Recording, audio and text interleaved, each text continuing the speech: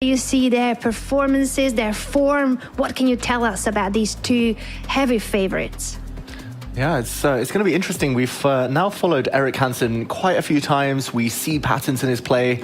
Fantastic positional player, great understanding, great feel, knows where the pieces go, rarely blunders, but maybe the clock, a small issue. Dubov, we've seen once. He won in very fast fashion. I should mention, he also drew in very fast fashion, Anna. He and his other co-leader, Magzulu, in the previous round, we missed it because I think everyone missed it. They were there for about 30 seconds at the board, exchange Slav, swapped all the pieces, draw. And Dubov, he has Malcolm Dubov, as we're calling him here. He has started drawing a lot of quick games recently in his career. I think he likes to play it safe when he can. He takes risks when he can. And I think the fact that he's black means that he'll be happy to be solid. And wow, it is like watching Erik Hansen against Malcolm Dubov, because it's pretty much the exact same position he had against Malcolm Payne earlier in the day.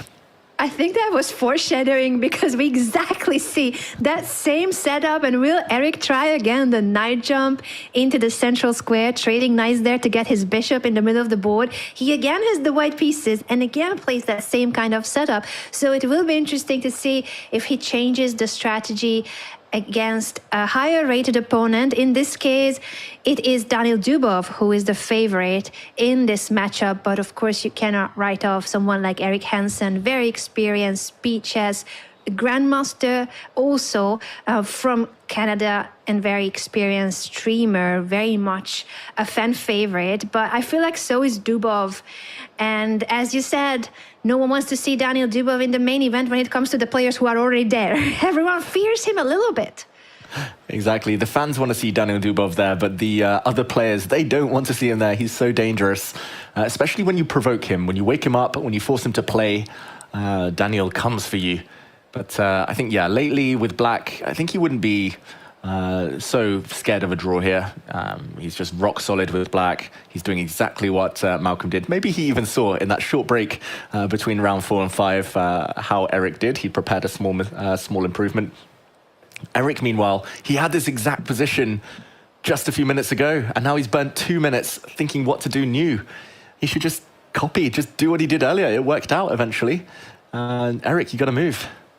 You got to move, Erik, and I think he should listen to you, because spending time here to try to figure out a different setup is not the best recipe in speed chess when it's 10 minutes, no increment, and he already has burned over 2 minutes of his time. Ends up castling a natural move, but spent way too long on that decision. Another knight jump into the middle of the board, as it happened in his previous game against Malcolm Payne. Exactly, and yeah, nothing new under the sun here. We've seen this all before earlier in the day. The only difference, yeah, is that Erik has spent 2.5 minutes getting the same position. Why? Ooh, and it was actually Daniil Dubov to try something new, a slightly different twist. I think Erik hit the knight back in a different way earlier. But now the knight's gone a different route back. It wants to step towards this square, where it can actually prevent the white bishop from sitting as it did in the Malcolm Payne game, pretty in the middle of the board. So yeah, Dubov with the first surprise. Dubov probably still in preparation. He's a very well-trained opening expert. And Erik, of course, back in the think tank. And that's not good news, because Erik played really well in all the games we have witnessed, but his time management was the decisive factor against Grandmaster Parham Magzulu. That's the game where Erik went down in a winning endgame. At the end of the day, it was a winning position, but no time left on the clock. Now it's already over a 3-minute, or about a 3-minute time disadvantage, and Erik is still thinking, then pushes a pawn on the edge of the board. Yeah, and a frown from Dubov. He's like, wait, that's a bit slow. You're not going to punish my opening. You're not going to get a white opening advantage with a quiet move like that. But we'll see what is the plan. I think perhaps if Dubov retreats too early, Erik might be tempted to pin that knight, bring his bishop to the edge of the board, maybe even just trade off that knight to cement his bishop on a nice outpost. But more likely, we'll see Dubov try to be a bit clever with his move order. Let's see what he can come up with. Repping team spirit. His games are always very full of attacking spirit, Anna. Most certainly, it is a very fitting club for Daniil Dubov and, of course, Erik Hansen, repping the chess bras. He has been a chess streamer for so long, an OG streamer, was streaming chess before it was cool, was streaming chess before even Hikaru Nakamura was streaming chess. So he really was there as a pioneer in the chess industry on YouTube and on Twitch before it was a popular category. Now the bishop comes to the long diagonal. That's how Daniil is developing his light squared bishop. Very logical, and it is still keeping an eye on that knight on the edge of the board. Still defending his knight. Probably Dubov will get his queen off the back rank. Then he'll start to centralize his knight a bit later, bring it into the center. And yeah, looking very, very solid for black. These are just typical Roy Lopez Spanish opening types of positions, right, Anna? Just slow maneuvering, long games. In classical chess, it makes a lot of sense, but in speed chess, it's hard because you just can't spend too long on the clock. You have to just admit there's no calculation to be done. Just got to make your slow improvement moves. Get your bishop to a better square, move your queen off the back rank, connect your rooks. Slow and steady wins the race. Slow and steady is definitely the key here, but you cannot be slow on the clock. And I'm a little bit worried about Erik and looking at that 2-minute time gap. And in this moment, it's still quite an early stage of the middle game, still very complex, lots of pieces left on the board. I feel like Daniil will try to keep the position as complex as possible and capitalize on his time advantage. Yeah, I wonder, Daniil, he brings his knight back where it came from earlier. If Erik were to tickle that knight, say, okay, I might come back and take it, would Daniil drop his knight back where it came from and the players start to repeat the position? Or would he go to a different square with his knight? Erik's spending so much time at this point that, okay, we're going to find out. Does Daniil want a draw? Repetition. Will they continue with that dance, the bishop and the knight jumping back and forth? If it repeats 3 times, that is a draw. Second time we've seen this, so if Erik decides to move his bishop, he needs to decide quickly. He's down around the 5-minute mark now. If he moves his bishop and Daniil brings the knight back, we could potentially see a draw. But at some point, if Erik thinks 2 more minutes and then goes for it, Daniil Dubov will not agree a draw. He will play on and try to flag Erik Hansen. So Erik needs to just decide, tournament-wise, does he want the draw? He says no, he wants more. That is a brave decision, and also I feel like Daniil might have been playing mind games, making you think, oh, I won the draw, but then he decides not to repeat for the 3rd time. You never know. You can never tell in these situations if the player was actually ready to accept the draw and repeat the moves, or was it just making you burn some time on the clock with that hesitation, the doubt, and then continue the game. But Erik goes and says, I don't care what your plan was, I'm just gonna not repeat no matter what, and bring my rook to the 5th rank, attacking that pawn on b5, which at the moment is loose, has no one to protect it. It can be defended in a variety of ways. The knight can step back to hold that pawn, although the white rook then will get access even further down into the black camp. The queen could also defend that pawn. Dubov, I wonder whether he's weighing up some tactics, like in the near future, whether he might start pushing some pawns forward, just creating squares for his knights. Yeah, it's very, very tense position, but Dubov has the luxury to stop and think and try to figure out what to do next. Erik needs to start pre-moving almost at this point. Queen to d7, I'm expecting from Dubov. Queen to d7 is a very natural move to guard the pawn. He chooses the knight to jump back to c7 and defend the pawn this way. And it also allows for him to bring his rook to the open file. But that's why Erik places the rook on the 7th rank, putting pressure on the bishop. Not allowing black to trade off those rooks, as you mentioned there. Also, maybe some ideas of that pin that we mentioned earlier, trading off a bishop for the knight. The dream is to end up with a good knight for white versus black's dark square bishop, a slightly dodgy piece. And, ooh, Dubov's trying to trap Erik Hansen here. The rook has no way home. He has nowhere to go, and black is ready to attack the rook with the queen. If it's black to move, the queen will come next to the rook and attack it. You have nowhere to go, and therefore bishop to d5 was a key move in order to somehow rescue your rook from being trapped there. Yeah, great move from Erik. I don't think he saw this idea of his rook getting trapped, but luckily there was a way out, and he finds that, and maybe now we'll see a bunch of exchanges And first it's the bishops that come off the board. I think Eric wants to take this bishop back, even though it fractures his pawn structure. Doubled pawns now for white in the center. Now the rooks will come off. And yeah, this is maybe a transition that helps black. And a long-term, black is the one who can start playing on the other flank. And that's exactly a move that Daniil Dubov will be looking at. He first offers a rook trade to eliminate the most active piece of his opponent, this rook on the 7th rank, and then try to expand, as you highlighted. F5 will be a very natural follow-up. Eric defends his hanging pawn in the center. Those pawns protect each other. Yeah, body language has changed from Eric. Suddenly upright, suddenly a bit more tense. He knows that he's lost a little bit of control. He's still totally fine, but yeah, maybe in the back of his mind, not going for that repetition, whether Dubov would have accepted it or not agreeing to a draw or going for it. Yeah, that's where the mind games you mentioned earlier, Anna, they persist over the course of the game. You could start regretting every decision you make. And that's going to be a heavy one to have it linger in the back of your mind. That was it a draw? Did Daniil want to repeat? Did I push too much? Was it better to just continue with that repetition of moves and accept the draw? But instead, we have seen Erik Hansen very brave going forward, and it's no longer a repetition of moves but a pressure on the b5 pawn, and that pawn is pinned, so black cannot capture the white pawn because his queen would be captured at the end of the day. Yeah, there's still some tricks, still some tactics. If the black pawn now captures, then after a queen trade, the white rook will be able to capture the black knight that was en prise. It was hanging loose, so it's retreated. And yeah, long term, it just feels like black has a very pleasant position, but short term, white does have the open A file. White doesn't have any real threats to deal with immediately. Yeah, Eric, I think 3 minutes should be enough if he's calm here and just starts improving his pieces. He ideally wants to move his bishop to a better square, maybe get his knight back into the game somehow. But yeah, big decision still ahead.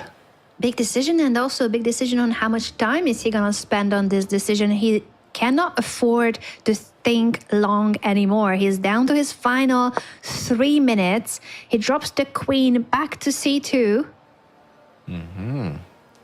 Interesting. So he is saying that black can win a pawn by exchanging here.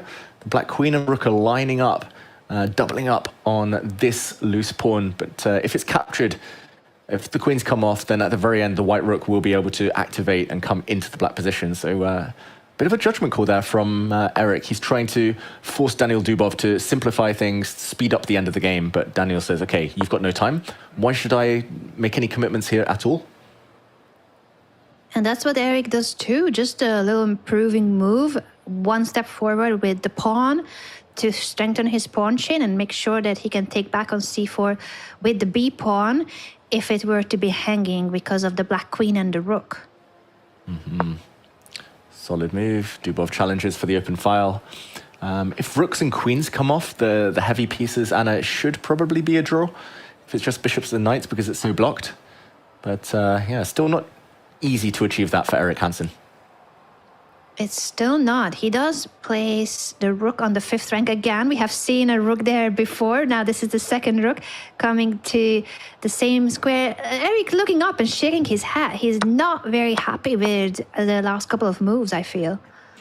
Yeah, he's got to be careful here. His bishop might get trapped. If the black pawn was able to close the cage and keep that white bishop sidelined, it would have been disastrous long term. So the white bishop runs away before it's too late. And the only question is whether Dubov wants to try and get his queen into the white position or whether he's going to prioritize instead pushing pawns, trying to switch play to the other side of the board. That is a very important question. And also, looking at the time situation again, it's a 1.5-minute time advantage for Daniil Dubov. And he is definitely going to use the pressure on the clock to try to get something more out of this game than sharing the point. Draw would be the most likely result based on the position, but if you take into account the time management, Dubov still has pretty good practical chances. Definitely. And there's a pattern, and every move, Daniil Dubov is just trying not to commit. He's trying not to do too much. There we go. He blocks it up. He's saying, okay, this is just going to go on and on and on. And very experienced players, and Dubov's young, but I'm going to count him among them. Like, experienced players at the top level, they know when to just keep the tension, just when to keep the game going, because they know, they kind of have the confidence to think that the game will be decided a bit later, that things will heat up inevitably. Things will definitely heat up, and we do see that pawn push that you highlighted already moves ago, David, that at some point Black was gonna try to expand further on the king side, also keep a better control of the central squares. And we see the Black queen now going to the back rank, might head over to the king side, but Eric is trying to stop the activity of Black's pieces by placing his queen on the 7th rank. Just tying down Black's pieces for now. The Black king is also X-ray vision, being hit by that white queen in some variations. Dubov, I'm expecting him to slowly move his bishop out of the way, then move his knight out of the way, and try to activate. But yeah, it's all about the clock. He's still not committing, still not doing anything significant, Dubov. It feels like he's just playing the waiting game. He's going to wait till Eric's down at 30 seconds, and then he'll try and confuse him. It really feels like it. And again, twice as much time for Daniil Dubov. He is trying to use the time pressure in his favor, but for now, Eric Hansen has been playing really well, no mistakes, and still an equal position with this active queen on the 7th rank trying to block the activity of the Black pieces. We see a knight maneuver by Daniil Dubov. Yeah, that knight might come round and support some pawn pushes towards the white king. A knight is a king's best friend. Nice square anyway for that Black knight. But Eric, the body language, it's a bit nervous. Yeah, he knows that he needs to end this game soon, as quickly as possible. So he's going to change his tactics now. And yeah, that knight is keeping the Black queen from activating. The Black queen would love to get out into the game, but tied down defending her knight. Some light square issues maybe around the Black king. Eric's played fantastically. It's still a level position, but yeah, under 1 minute. He just needs to clarify things, Anna. And I don't see how he forces the issue or trades things off or gets an attack in the near future. That is the problem for Eric, that there is no easy way of simplifying the position, and Daniil will try to keep the pieces on the board. Having said that, he's offering a queen trade, but that's because the white queen is so active that he wants to get rid of the most active piece of his opponent. Oh, and Daniil Dubov leans forward. Watch out. That was a mistake. Again, a piece is about to be trapped. Earlier, it was in the rook getting into trouble. Now the white queen is nearly trapped. Therefore, Eric has to push the pawn to create a space for that queen. Oh, Eric shaking his head. He knows, again, he's lost control because of the clock. He's done nothing wrong on the board until that last move, but that was because he rushed. Taking the queens off, Anna, if he had 1 more minute, he would have taken the queens off. He'd been like, okay, I'm guaranteed going to draw this. Oh, nice move there from Dubov, pinning and winning. That G-pawn now cannot move forward. The white bishop is still hit. He's just going to gobble up a pawn in the near future, and the queen is also coming in a bunch of different directions to remove and grab all the white pawns. And essentially, the white position is collapsing. The variation bar is screaming now. Decisive advantage for Daniil Dubov. This was the storyline that you highlighted, that under time pressure, there will be moments where it won't be enough for Eric. And having said that, sorry, I'm jinxing everything. And now it is Daniil Dubov who makes a mistake, and we are back to even. We're back to even, but 27 seconds. Now Dubov is going to have to be ruthless and just play for the clock. I think he forgot that the bishop could be captured before the Black knight. He was assuming the Black knight would be taken. Now it's a level knight endgame. This is the closest Eric's been to ending things, forcing the draw. But 24 seconds, still some big decisions to make. And you still can't get the knights off the board, build a fortress. You can't end it anytime soon. You cannot, and this is a big time disadvantage to play with. There is no increment, so 21 seconds left for Eric Hansen to stay alive in this game. The position is even. It should be a draw if it comes to this end game, but he has no time to defend it. Oh, no time, and now the white knight is tied down, defending a pawn. Dubov's just going to try and maneuver his king around, slowly waste a bit of time, repeat the position once, maybe twice, but not 3 times. He offers a knight trade, rejected by Eric Hansen. 10 seconds. Yeah, 50 move rule. Only kicks in if there are no pawn pushes, no progress from 50 moves. And finally, a mistake by Eric. We see a check. Maybe the black should have taken and got the knight in through the center instead, but now the black king is coming. It's all gone wrong for Eric Hansen. Anna, no time. 3, 2, 1. Eric Hansen has lost thread of this endgame and is now losing on time. He has played so well this game, but at the end of the day, it was Daniil who had the better time management and uses it in his favor. It's part of speed chess, it's part of the format, and we see a smile and a handshake by the players analyzing the game together. Yeah.